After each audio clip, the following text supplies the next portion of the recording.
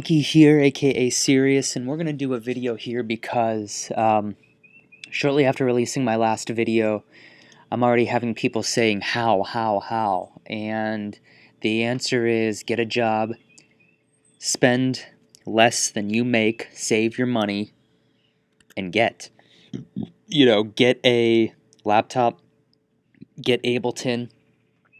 That's really all you need. But if you want third-party soft synths that are outside of Ableton and third-party plugins, that's fine. But all of that really is sort of a distraction. Maybe if you wanted to just buy like Just Massive or Just Silent or something, that's fine. And of course you'll want some samples. But I mean, guys, let me just show you here what this is about. We're gonna go through this like this. Ready? Simpler. Bam. Watch. Rename.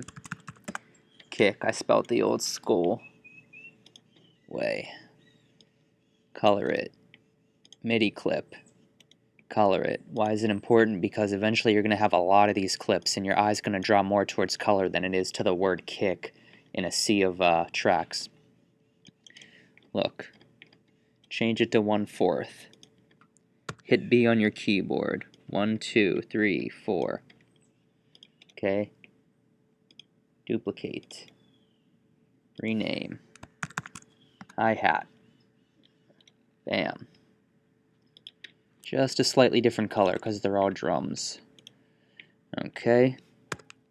Hit B to change it to a thing, whatever. Doesn't matter. Just watch what I'm doing. Hi-hat pattern. Bam. Duplicate. Clap or snare, whatever it calls for.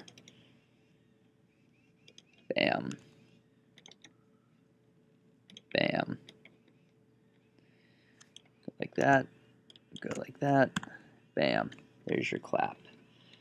Okay, let's shrink this down a little so we have some perspective. So kick, clap, hi-hat.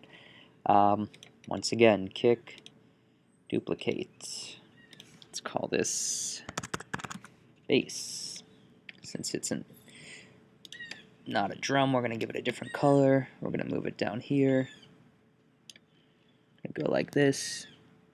And actually what we'll do with this one is we'll change it to 1/8, which we could have copied the hi-hat pattern over actually, but we're not going to obsess over could-haves. We're just going to keep going. Bam. Let's rename this actually sub.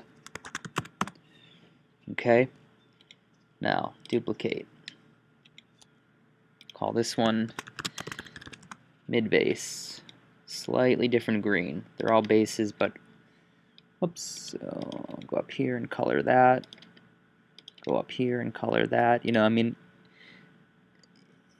if this is, there's really no excuse, guys. I mean, if you marginally can watch this video and hit pause and comprehend what I'm doing, whoops, there's not really a reason why this can't be done, guys. We can get it. We can do this. Come on. Give me 1 second to think about that. Something looks off here a little bit. I think it's this. Bam, bam, bam, and bam. Okay, so basically right there, we have the makings. Okay, kick, clap, hi-hat, sub, mid-bass. Could you add a ride cymbal that follows the same pattern? Sure. You can put a snare roll in here and all of that, but I mean, basically, what you see here, throw samples in here, and that's the part where it should take time. I mean, building stuff in Ableton like this, like a template, and then taking the patterns and building them out, like for your kick, let's go like this.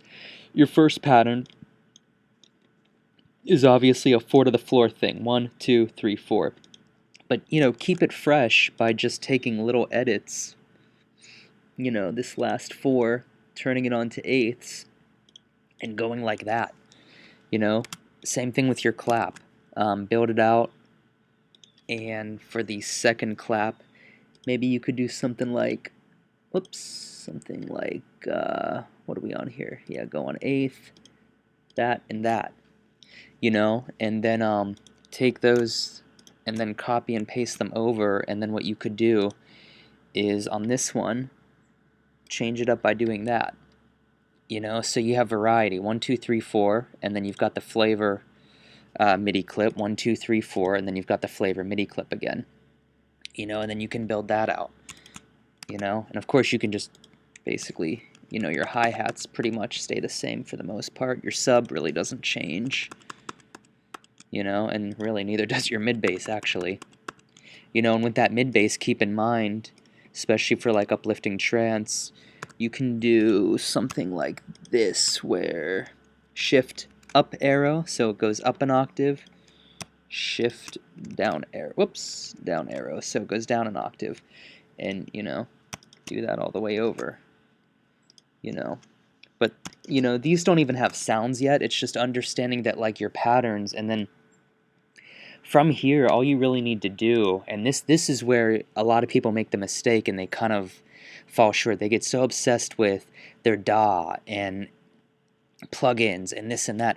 What you need to do now is take the next month and find the correct samples so that, you know, this all sounds great.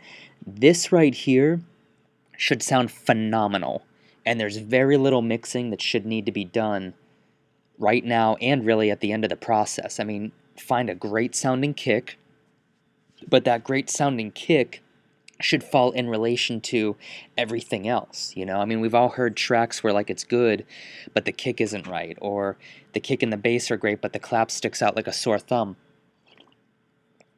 You know, find not just good sounding samples on their own, but, like, take the next month and build a template that sounds phenomenal together here, because I'm telling you, the reason why a lot of you have issues mixing is because you're not spending enough time getting the right presets or designing the right sounds or getting the right samples. Once again, samples, presets, or the sounds that you design do not go well together. So then you build out this track that sort of sounds funky from beginning to practically the end, and you try to adjust it in the mix with compressors or EQs or buying more plugins and breaking the bank, just buying more and more stuff. The issue is not having a huge sample library or a ton of plugins. The issue is that you're using samples and sounds that just don't go that well together. And when things don't go that well together, you need to dig in the mix, or you think you do, to make it work. And that's really not, in my findings and in my experience, that's not the case. Spend the next month finding what works here, and you'll find that you're a much better mix engineer than you thought you were.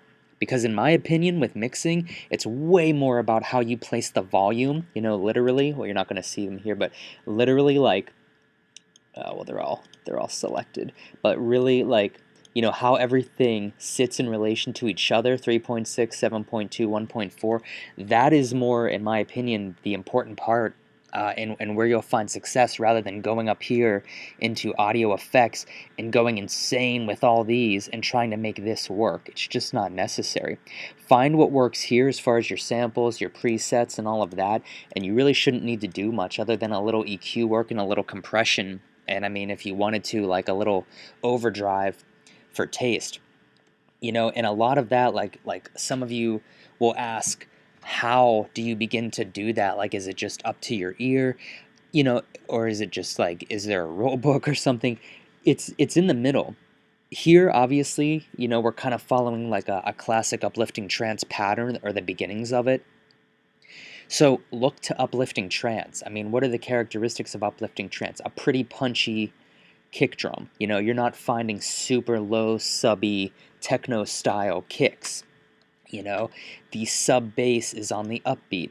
The mid bass is just that. It's mid heavy, you know. Your mid bass should not be clashing with your sub bass, and your mid bass should not be clashing with your higher pitched lead sounds or your arpeggiator sounds. So because we know that, and how do we know that? Go out and listen to it. Look it up on YouTube and listen and A/B it. Or better yet, like buy a wave file from Beatport of like the top, you know, whatever your most favorite uplifting trance tune is at the time, or like one of the top labels and what they're releasing, and A/B it, you know, like drag it into one of these audio files here and rename it like, you know, whatever, reference track, right? And A-B it, like shut it off. So basically when you hit solo, your reference track is playing, and when you hit unsolo, all of your tracks are playing. And if you A-B that quickly, you know, like 1, 2, 3, 4, 1, 2, 3, 4, 1, 2, 3, 4, 1, 2, 3, 4. Sit there and do that for 5 minutes, and you'll learn more about mixing and where you're going wrong than you will watching all day long tutorials and turning virtual knobs on different compressors and trying different ones that give a different character and different flavor. Like, all of that is good and that's fine, and in my opinion that'll come in time. You're much better off listening to the beginning of, you know, a well-produced reference track, and then the beginning of your track by A-Bing it like this. Once again, this one's shut off. So when you solo it, you know, because obviously if they're all on like this, you're going to have a huge train wreck of everything playing at once, unless you go like that, which obviously will play this, but when you release it, everything's playing again. Shut it off, and that's how you A-B it. It'll teach you so much about the characteristics of proper samples and like what the big guys are using and how they're doing it for the most part. And it really isn't any kind of crazy witchcraft. It's just that, once again, it's not about having a large sample library. It's about having the correct sample library, the correct preset sounds, understanding how to correctly design these sounds. And I suck as a sound designer, you know? I mean, I'm not going to sit here and say I design all my sounds. I don't. I like to get going quickly, as you could see here. I like to drop in quality samples and quality presets and complete a track. I'm not a sound designer. I'm not going to sit here and twist knobs all day and get lost in that. You know, I'm a producer. I want to take a track and complete it in a day or two and have that be that and move on to the next. And but at the same time, it needs to be kind of streamlined, but at the same time, it needs to also be something that means something to me. Each track has to actually mean something. You know, otherwise you're just kind of canning and pushing out down the belt line, you know, the same thing over and over. So, I mean, that's it, guys. Build it out, have a reference, listen to the reference versus your samples. Maybe your kick is too high-pitched or too low. Maybe your clap is more appropriate for house and not appropriate for trance. How do you know? A-B it with your reference track. You know, maybe your bass section is super muddy and you can hear theirs is really clean. Why is it really clean? Is the sub too high? Is the sub too loud in the mix? If it is, guess what? Turn it down. You know, trust your ears, and if you can't get good results here with volume control for the most part, I would really think about changing out the preset and or the samples that you're using, and literally take a month and build this out. If you build this out for 30 days, that's the answer. Like, in my opinion, that is the answer. You're not going to have to mess with buying a ton of plugins. You're not going to have to mess with a bunch of anything, because what you're doing is doing what these guys already have done. They've developed their ears. It's less about visually what you're seeing on the screen and more so about what you're hearing.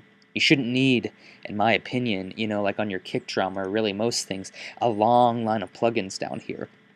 You know, if if you need that much to make something sound good, you probably just have the wrong sound, and you're probably just being impatient and not taking the time necessary to do that. It might take you 8 hours to find a kick.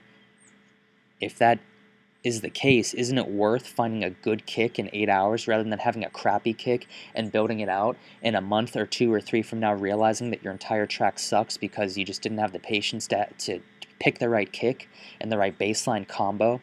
So instead you piled on and taxed the crap out of your CPU on your computer, piled on a bunch of plugins, and it still doesn't sound that good.